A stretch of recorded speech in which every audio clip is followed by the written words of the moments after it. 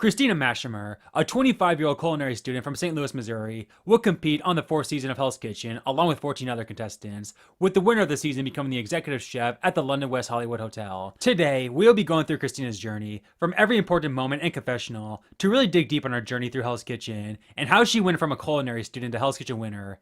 Be sure to hit that like and subscribe button to support these story videos, and with that, let's take a look at the story of Season 4 winner, Christina Machamer. Bloody hell, here I go again. It's the premiere of Season 4, and of course, the contestants will have to present their signature dishes to Chef Ramsay.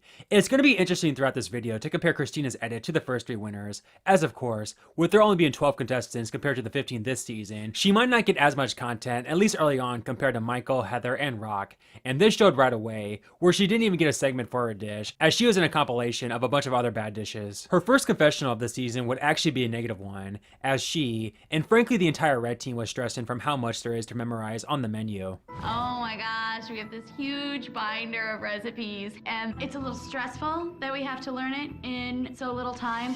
However, the woman staying up late to work compared to the men who slept would pay dividends right away, as the men had no idea what the menu was, and this showed during service, as despite both kitchens getting shut down, the red team clearly performed better, and thus named the winners. So yeah, one of the quietest premieres in Hell's Kitchen history for a winner, and while I'm sure this was a red flag back then, nowadays, it's relatively normal for a winner to have a quiet premiere, but nonetheless, we really know nothing about Christina after one episode, and she has no real role in the season, but safe to say, that would change dramatically the following episode. Episode 2, and after being very quiet in the premiere, Christina would actually get the first confessional of this episode for the red team, and her just gently hyping up her team, which safe to say, will be quite ironic in more ways than one at the end of this episode. In the first team reward challenge of the season, each chef would have to make fillets out of salmon, and for the first time in Hell's Kitchen history, the challenge would end in a tie, as each team produced a total of 41. So it came down to a tiebreaker, as each team would have to choose one chef to make a fillet as close to 6 inches as possible, with the red team choosing Corey, but this would end up costing them, as Corey would lose to Ben. However, Christina would back up Corey despite Jen essentially blaming her for the loss. I'm sure Corey will remember that down the road. In fact, I'm sure Corey will congratulate Christina for motivating and leading her team during service. The formula is 1-to-1 ratio, champagne vinegar to EVO, salt, pepper. Christina is a know-it-all. Her brain is big and filled, but her mind is so weak. Stick it in your mouth. That's great. That's annoying. Christina is a lot of talk and not really a lot of, show. Her voice gets under my skin, then I have to tune her out and keep going. After a disastrous service, the red team would lose, with Corey being named the best of the worst, and would have to nominate 2 people. The nominees should be obvious, as Sharon was the obvious weak link in the first 2 services, and Roseanne would likely be nominated for slowing down the kitchen as a waiter. However, my first nominee for strategic reasons is Christina. She treats me like a dumb blonde. Second nominee and why? My second nominee is Jen. Me.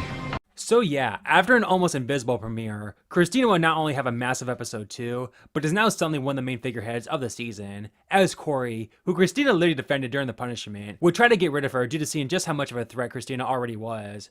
So this could be classified as good news, as she had a good night, and is already a winner candidate in the eyes of many chefs, but now she's likely going to be a centerpiece of the season for better or for worse, after this series-breaking move by Corey on Christina. Episode 3 begins with a follow-up of the elimination ceremony, and it's safe to say, Christina and Jen did not take too kindly to Corey's Michael-esque gameplay. We stronger than that.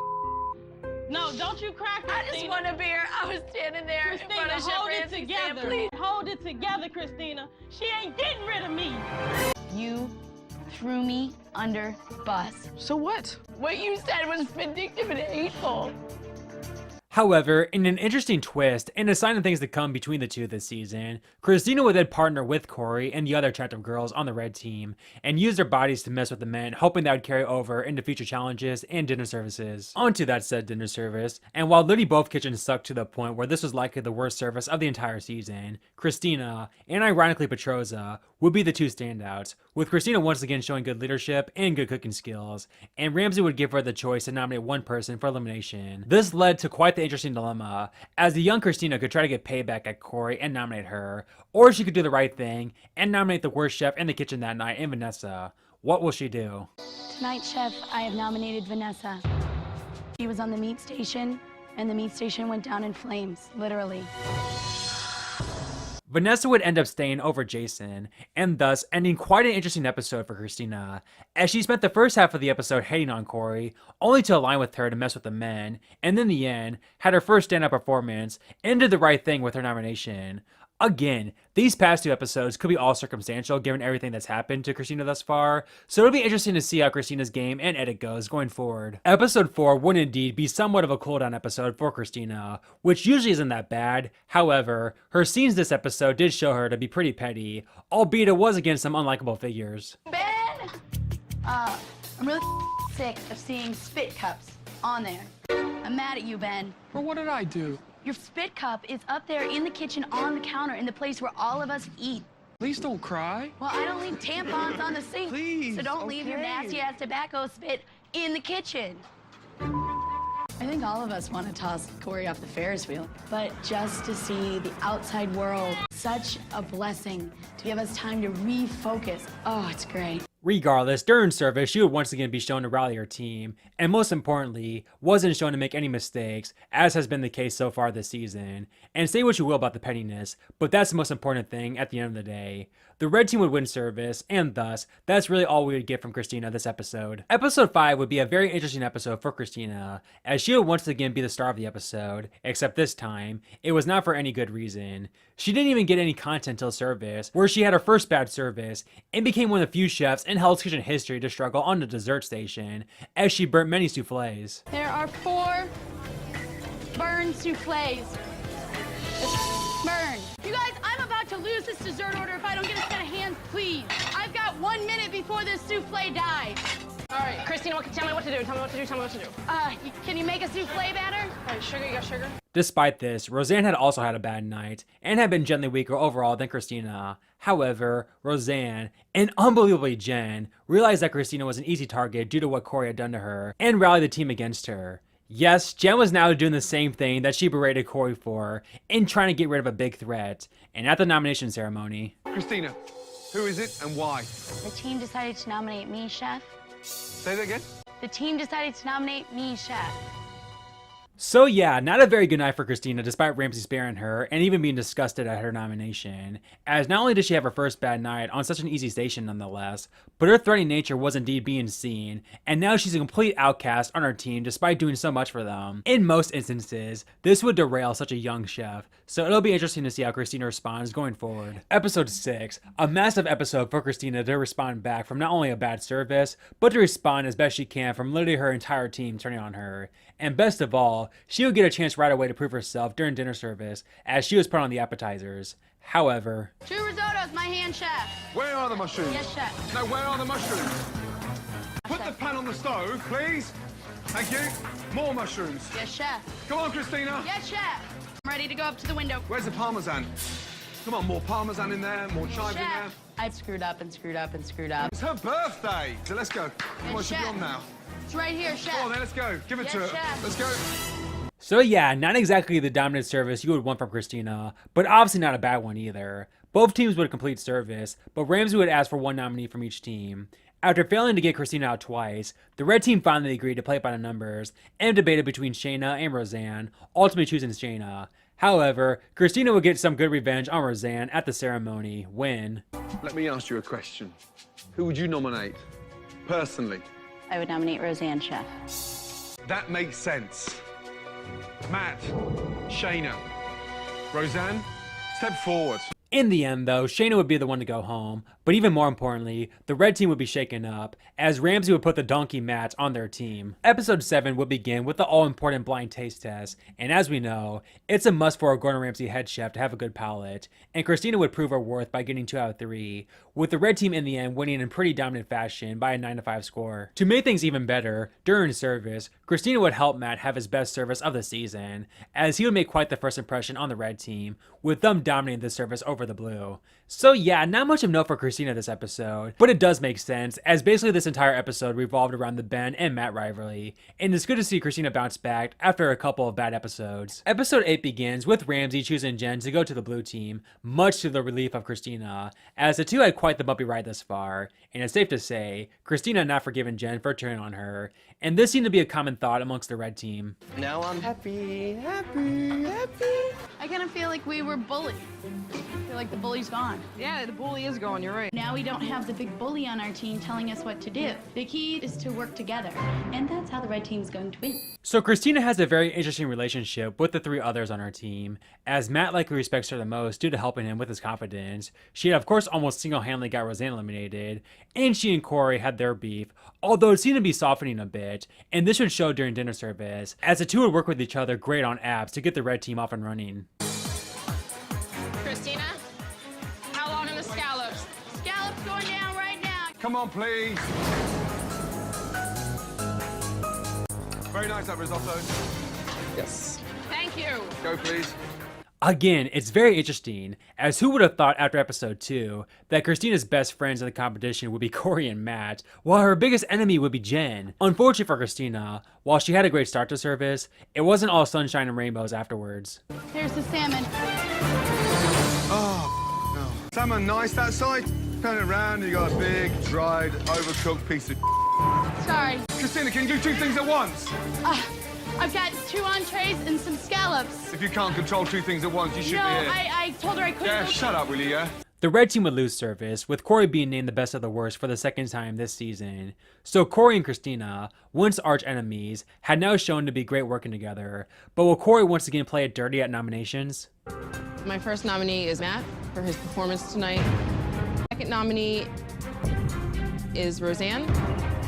Despite not being nominated, Gordon would still call Christina down, and for one scary moment, looked to be in serious trouble as Ramsey would send Roseanne back in line, only to eliminate her seconds later. So while obviously not a great episode for Christina due to almost going home, I think her storyline with Corey proves just how much of a big person she is.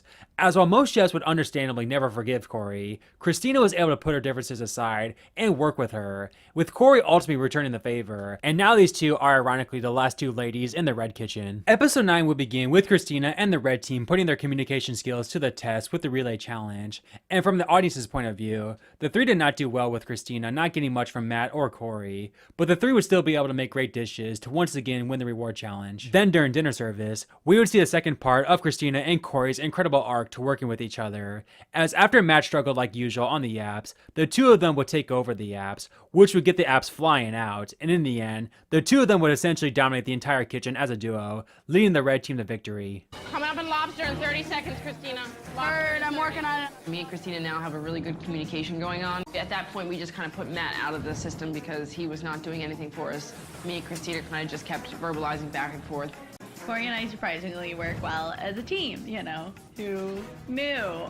So while not much personal content, which to be frank, has been a massive flaw for Christina throughout the season, I still think this is a high point for Christina's winning chances thus far, as her relationship with Corey is now firmly a good one, with Christina far and away being the more rootable of the 2, and she completely dominated the service with Corey. It'll be interesting to see how that carries over into the Black Jackets. And speaking of... Lift up the domes in front of you. Oh, wow. One kitchen, cooking as one dynamic team. Congratulations. Thank you, Shep. Yep, it's the Black Jackets now, and it's officially the home stretch of the season. While Christina has been overshadowed by the likes of Corey, Petroza, and Bobby talent-wise, edit-wise, hers is much better than Corey and Bobby's, thus making her a clear frontrunner along with Petroza and the Black Jackets. But as we know, that can all change in an instance. However, Christina's first performance in the Black Jackets would be a good one, as she produced a great dish, but ultimately fell to Jen. But even then, she became one of the few chefs in Hell's Kitchen history to be glad not to be picked for reward, as she obviously didn't want to spend any time with Jen. In fact, she was so psyched that she even volunteered to lead the team during punishment. However, Christina would go on to regret this, as she would piss off a complete batshit insane Matt. Send me home. Eat. Matt, I'm gonna tell you honestly, your attitude right now sucks. Shut up, Christina. Carrying ice is not the worst thing. Shut up, Christina. I'm not even asking Shut your up. opinion. You know what, Christina? You. You're the one that should go home. Hey, I can't listen to that. He's crazy, man. He's crazy. Maddie, you're driving me up the wall, bro. I don't care. You gotta close that mouth sometimes. No, you should close your mouth sometimes. Really need to send Christina home. She's getting on my damn nerves. All right, you guys. Come on now. Yeah, that was odd. And of course, with Ramsey being Ramsey, he would pair up Christina and Matt on the meat station. And I don't know if it was due to Matt, Black Jacket nerves, or a combination of both, but this would not be a pretty night for Christina. Excuse me, why are we cooking chicken and beef in the same pan? Sorry, Chef, there just wasn't a lot of room up here on these burners. Get it out! Yeah, Chef. No, not cool. Oh, Christina, Matt, come here, both of you. It's raw. 2 John Dory, 1 ribeye, 2 filet mignon. What's going? 2 ribeyes, 1 filet, 1 Chandori. 2 John Dory, 1 ribeye, 2 filet mignon. Sorry, chef. When I call out 4 orders, can't you log it in your head? You're supposed to be bright. I'm sorry, chef. I know I'm dressing everything. Shut up! Hey, she put it on. You've been standing next to it for an hour. You take your free apron off as well. Yes, chef. Lucky for Christina, she wasn't alone in having an awful first Black Jacket performance, as pretty much everyone sucked in this all-time bad Black Jacket service. She and Matt would be the ones nominated, with Corey joining them, and in the end, Matt would be the one to finally go home. Still though, a pretty awful performance here for Christina, as while her challenge was good, she had her worst service thus far, and had Matt had a decent service, she likely is the one to go home. But she would indeed survive, so let's see how she responds from this less than ideal start to the Black Jacket phase of the competition. Episode 11, and spoiler alert, Christina would indeed have the bounce back episode she desperately needed, as the episode starts with the final 5 having to teach a bunch of housewives with absolutely no culinary background how to make lobster spaghetti in 45 minutes, to which Christina would narrowly win, just edging out Corey. However, in a bizarre twist for the season, not only was Jen annoyed at Christina when she returned and shared some of the wisdom she picked up, but Corey was annoyed as well. Jen, do you have a 6-pan already for the lobster meat? And we need shallots for the special too, right? I wish Christina would just shut the hell up. That's one thing that Mark Peel was saying. Already start searing up your chicken breast and just have that in the oven because it's not gonna hurt your quality. It was like her voice was just getting under my skin. Like, shut up, bitch. Well, the scallops are a huge portion, I think, for an app. I just honestly cannot stand her. Man, this Corey and Christina relationship is quite the roller coaster, and we would see the duality of the two once again at service, as despite them being annoyed at each other, when it comes to service, they absolutely dominate. Where's the spaghetti? One more is. Coming right now, chef. Spaghetti chef. Yeah. Garnish, please. Christina, you set up there? It's all up. Me and Christina hate each other. We do, but we work so good together. Everything else in the window. Service, please. Go, 12 top. Let's go. Let's go. Safe to say, this service would be a lot better for Christina and the Black Jackets in general, but in the end, Christina was the one who had made the best impression on Ramsey, and she was named the best of the worst. It honestly wasn't that much of a problem for Christina, as despite Corey being Corey, Christina knew she was best with her around, and with Petroza doing fine, that left Bobby and Jen as the nominees. Unfortunately for Christina, her nemesis would unfairly survive over the general, and thus we are now down to 4. But still, could not have asked for a better bounce back episode for Christina, as she won the challenge, won the best of the worst, and once again is looking like the bigger woman in not only her rivalry with Jen, but especially when it comes to her relationship with Corey, and is once again still the likely favorite to win along with Petroza, after it seemed all but a lock that Petroza was winning after the previous episode. Episode 12 begins with the final 4 having to cook an entree lunch dish for 80 pregnant women, and by 2 votes, Christina would beat Petroza, winning her second straight challenge, and a one-on-one session with Gordon Ramsay. The others were initially jealous of her upon return, but eventually, Petroza and Corey would help her prep her station before service. But speaking of service, while Christina didn't have an awful service per se, at least compared to the first Black Jacket service, she would make arguably the worst mistake from a winner ever, burning Ramsay's hand not once, but twice. Yeah, anything piping on. Hey. Christina, the handle was over the flame. Chef. Yeah, now you're just acting like a idiot, yes? No, chef. Again. No. I'm getting here again.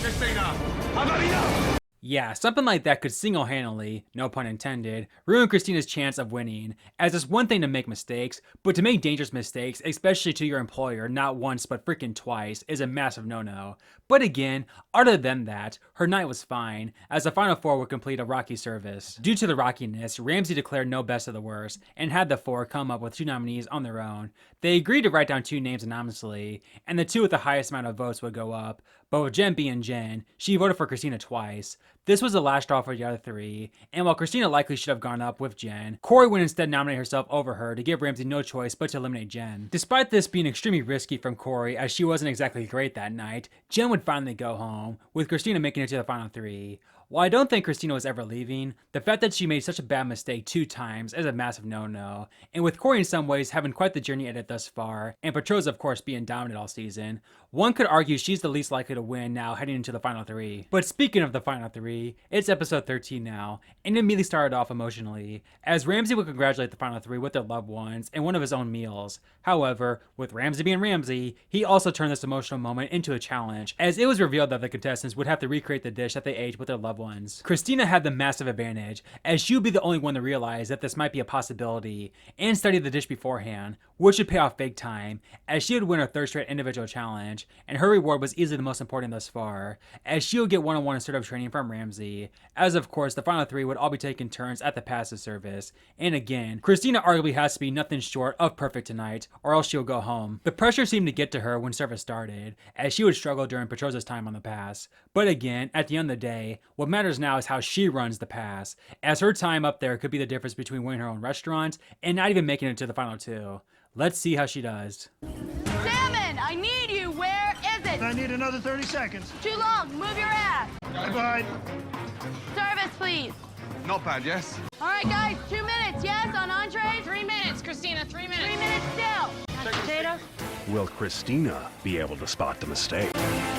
Gloria, this is Basil. I need mint, please. Good, well spotted. I did do well at the pass, so I hope that's enough, really. So yeah, overall a pretty damn good run for Christina, and most importantly, Corey had a really bad run at the pass, and thus, it's truly up in the air on who will make it to the final two, with Petroza basically being a lock at this point. At the elimination ceremony, Corey and Petroza argued that Christina was the one who deserved to go home, but at the end of the day, it would all come down to Ramsay's decision. Petroza was the first one to make it to the final two, and thus, it would ironically come down to Corey and Christina on who would take that final spot. How fitting that this is how their iconic relationship would end. Who will be the one to move on, and who will fall just short. The person joining Petroza is Christina. Congratulations. Thank you for my team, you know that. Safe to say, Christina and Corey's relationship is one of the most memorable things about this season, if not one of the more notorious relationships in Hell's Kitchen history. But in the end, Christina would be the one to come out on top. And even though Corey had more growth as a character, Christina stayed positive despite Corey's jealousness, and due to her perseverance, she's now in the final two. What a freaking story. So now, it's the two-part finale between Christina and Petroza. Again, Petroza is the massive favorite heading into the finale, and Petroza would even beat her at the menu challenge and thus got the first pick for his brigade. In the end, Christina would choose Corey first and Leroy second, and in a massive blindside, Petroza would pick Jen despite Jen hating Christina's guts, and thus, she got stuck with Matt instead. Unfortunately, while Christina was stoked to have Matt over Jen, she quickly realized how much of a man-child he was. Oh yeah, Mr. Petard's got the chutney working. I need you to be done with the pea puree, okay, bud? Now you said you wanted me to pee in the puree? Don't worry about my together. You and your comments today, you pissed me off. But regardless, none of that matters now, as it's time for the finale dinner service, the biggest night of Christina's young life, and she'll honestly have to put on the performance of her life to beat Petroza. Let's see how it goes. Come on! 2 tickets, let's go! Come on, guys, let's get these steaks out. We need that risotto now! Soda's right here, chef! Service, please! The red team have caught up. They seem to be on top of their game now, which is great. Christina's come out herself and she's become a little bit more assertive. Monkfish perfectly cooked? Yeah. Great. Service, please! Turn it up, yes? Come on! 2 tickets, let's go! That's it, let's go! Mine's the best. Really? That's really good. Good job.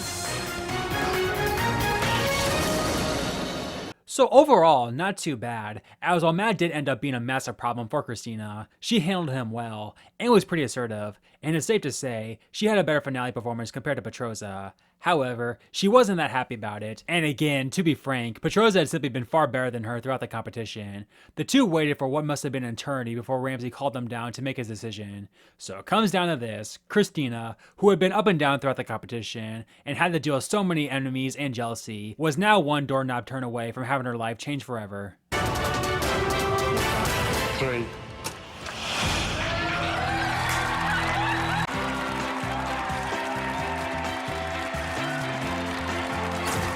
Oh my goodness. Holy. Hey, Mom and Dad, I guess you don't have to worry about me anymore. I'm gonna be okay. Now yes, before we talk about Christina's run, we gotta face the facts, and that had Petroza been younger, she most certainly loses to him, but due to the potential growth given her age and experience, that is what ultimately got her the win over Petroza. But still, while I do think Christina is a bottom tier winner, she had quite the run in Hell's Kitchen. Looking back, while she was nominated 5 times, a lot of those times were due to said jealousy, and she had some massive standouts and won 3 individual challenges, but she still obviously had her faults, and again, just simply should not have won the season.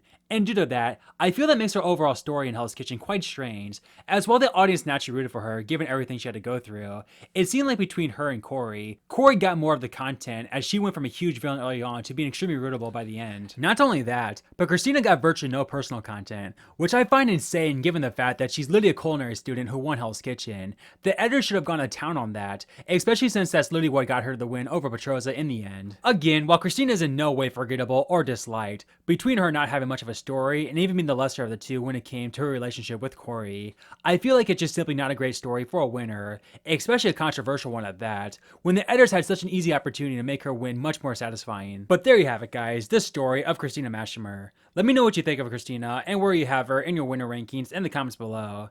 Please be sure to hit that subscribe and like button to support these winner story videos, as they take a long time to make, and check out my Petroza story video as well. With all that said, take care everyone, and I'll see you next time. Get out of there.